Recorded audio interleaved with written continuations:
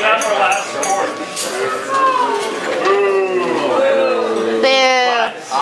We went big. I was going to send you home. I wanted you to really think about some fall flavors, and I was really excited about this dish. And this is always where, for me, it's fun because to talk to brewers and beers, and a beer maybe I've had once or I've read about and I want to try.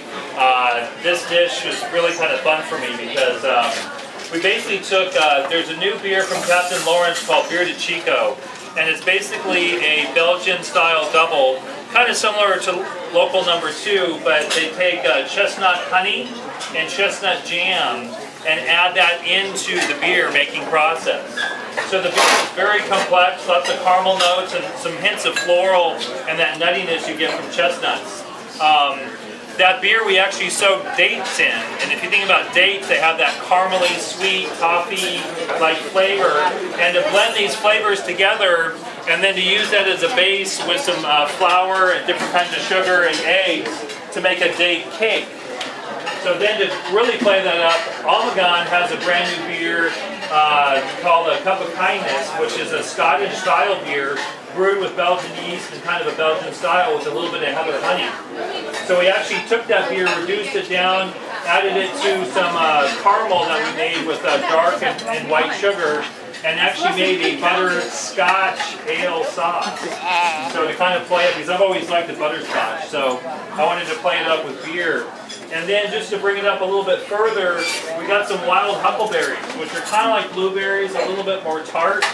And what we did is we actually cooked those down with a little bit of sugar to balance out a little bit of that tartness. And we added in the fluxus, which you had with the duck. And I wanted to kind of showcase the cooking with and the pairing with, and I thought this was a really fun way to do it because that cocoa and the bitterness of cocoa, along with that tartness of the huckleberry, blended in to make a gelato, essentially, or a sorbet. There's no real cream in it, but it's real creamy and you get this real nice tartness. Do you want to move and then on with that, we did a shortbread cookie, but we did barley flour. And barley flour is actually very similar to pastry flour, which you might use in a shortbread cookie. And so all this combined, I couldn't think of a better beer, but Captain Lawrence's Golden Delicious, which is their triple. So it's the wort that we use for the caramelized onions with the duck dish, as well as the gastrique. And we actually, they take that beer with a little bit of Amarillo hops, and they put it into apple brandy barrels for 8 months. And this beer, I think, with all the flavors on this dish, you're going to get fall all over the place. So I think this was a great way, too, to kind of show the complexity and the layers and just all the different bites and how it'll all work together. So with that, I'd like to introduce you to the director of the New York City Craft Beer Week. Come on.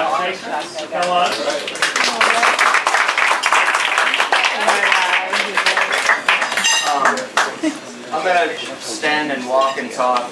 There's a lot of people here that I'm really, really proud to be sharing dinner with. Most important, it's all the people who appreciate what good beer and good food is. This event is one of 2 events that we're working with Zagat as part of their Zagat Presents series of events to do during New York Craft Beer Week. And as far as I'm concerned, they are the marquee events of what we're doing throughout the week. And if you're not familiar with what else is going on during the Craft Beer Week that started this past Friday and is going on through Sunday, there are literally hundreds of events occurring at bars and restaurants throughout town. And if they're not events, there are just tastings and beers that are available that aren't normally available in New York City. It's really a really exciting time for beer and for good beer in New York City, and what makes it so special is that we get events like this, and we get the privilege of working with Zagat, and with wonderful chefs, and with wonderful brewers. And I don't know, every beer dinner I've ever been to, usually a brewer will stand up and ask people for a show of hands, how many people have been to a beer dinner before? So it's almost about half and half, which I think is really special.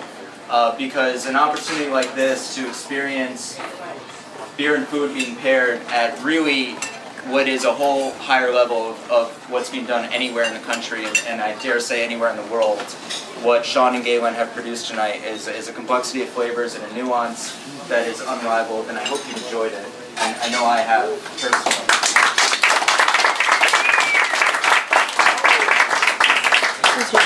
But what makes this beer dinner special for me, and hopefully for all of you, is that we didn't work with just one brewery.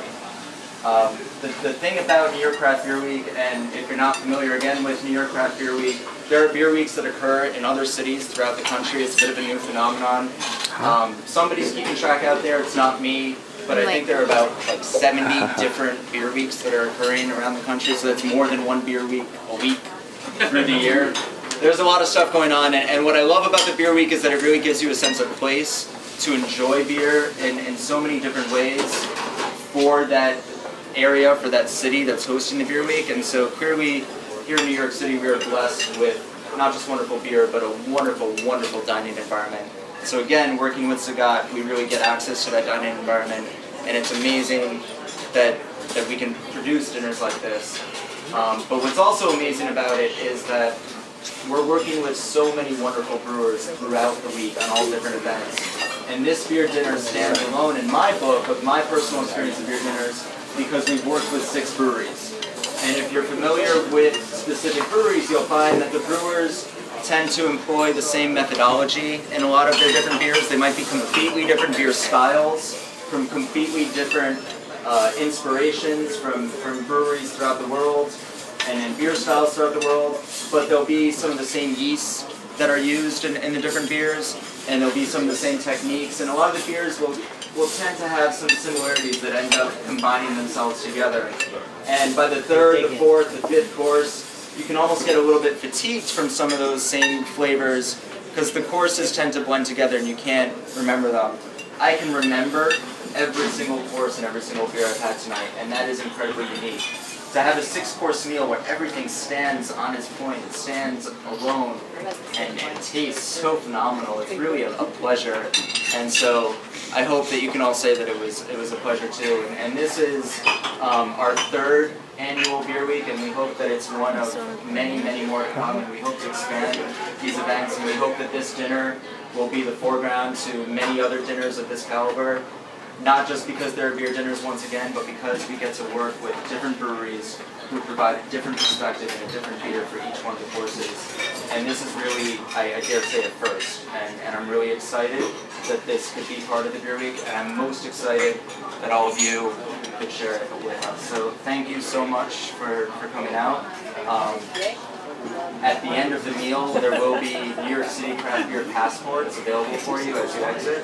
So please take a point of collecting one if you don't have one already, so that you can kind of get a sense of enjoying everything else that's occurring throughout the beer week. And what's great about what we've done with the events is that there's so much going on.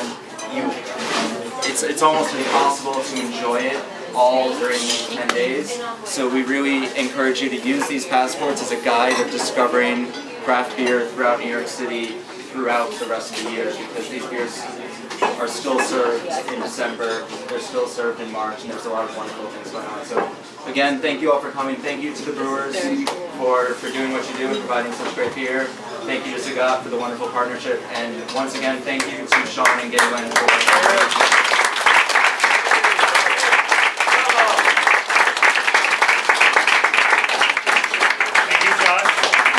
It's really a lot of fun. I mean, Josh has been to several of my dinners, and he's like, "You got to come to New York. You got to come to New York." And I came to New York, and it's really surpassed my own experience because it's been a real crazy year for me. Actually, I just did the world's largest beer dinner for 2,000 brewers from 44 different countries, doing 10,000 plates worth of food in one evening. And to do this is actually really fun for me because this is what I really love. I mean, this is where you can really put your heart and soul. And I think you guys were able to taste that tonight, you know, the combinations, and to also work with Chef Galen because, you know, this is not only his restaurant, which he's opened up to us tonight, but to be open-minded, to try new things and these beers and these flavors that he might not be as familiar with as I am, and also to work with these brewers here tonight. I mean, to work with 6 different brewers and breweries to get these flavors and the beers that I so much enjoy drinking, and then be able to cook with them and pair with them. It's a real treat for me. And so I just want to thank you. I want to thank Zagat. I want to thank Galen because this guy knows what he's doing, and it's just a real treat and a real pleasure to work with somebody and to really enjoy this experience with you guys as well. So thank you, Galen.